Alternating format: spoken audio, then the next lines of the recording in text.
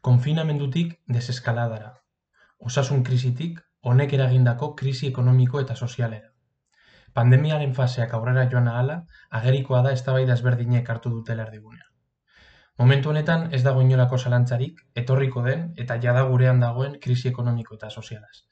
Jada ez da sentsazio soil bat, eta datu makroekonomikoek ere horrela baieztatzen dute. Ikusi dugu barne produktu gordinaren jaitsieraren iragarpena, langabeziaren gorakada handia aurreikusten da, eta hori guztia kontutan hartu gabe ekonomia erreala, eskutuko ekonomia hori, ez? Pertsonon eguneroko errealitateak markatzen dituenak, eta horiek guztiak are gordinagoak dira. Eta hitz egiten dugu etorriko den krisi ekonomikoaz, baina etorkizunean bakarrik ez, orainaldian ere hitz egin behar dugu. Izan ere, eta begirada gugan jarrita, gazteongan jarrita, pandemia hasi zenetik gure realitatea zeharo prekarizatu eta ezegonkortu da. Kasurik onenean, gure lanpostuak mantendu ditugu edo ertean egon gara azken hilabeteetan, baina horiek salbuespenak direla esango genuke.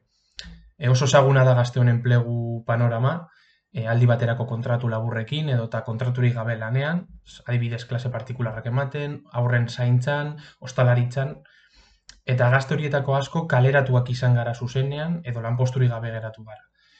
Eta kontutan izan behar dugu, uda izaten dela gazte askorentzako diru iturri garrantzitsu bat, udalekuetan, tabernetan edo bestelako zerbitzuetan.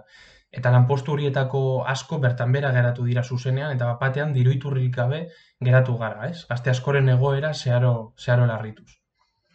Eta egoera honen aurrean, gazteon eta oro har herritarron babesgabetasuna oso handia da. Ez daukagu lanpostuak mantentzeko ziurtasunik, inolako ziurtasunik, diru iturri finkorik gabe geratzen ari gara, eta jada iragartzen ari diren neurri ekonomiko berriak ez doaz kontrako norabidean, sakonduko dute langileon egoera kaskartzeko norabidea. Beraz, egoera honetan, bada galdera bat, baina aldi berean aldarrikapen bat, erdigune hartu behar duela hurrengo hilabetetan. Nork ordainduko du krisi ekonomiko eta sozial horren ondorioak, ez? Denboran oso gertu dago 2008ko krisi ekonomikoa, eta gizartearen memorian nahiko presente dago krisi horretan bankuak izan zirela erreskatatuak, eta hori herritarron diruarekin ordaindu zela. Oso presente dagoen bezala, krisi horren osteko neurriak eta formulak, ez? Zerbitzu publikoen privatizazioa, langileon prekarizazio bortitza eta espekulazioaren gorakada.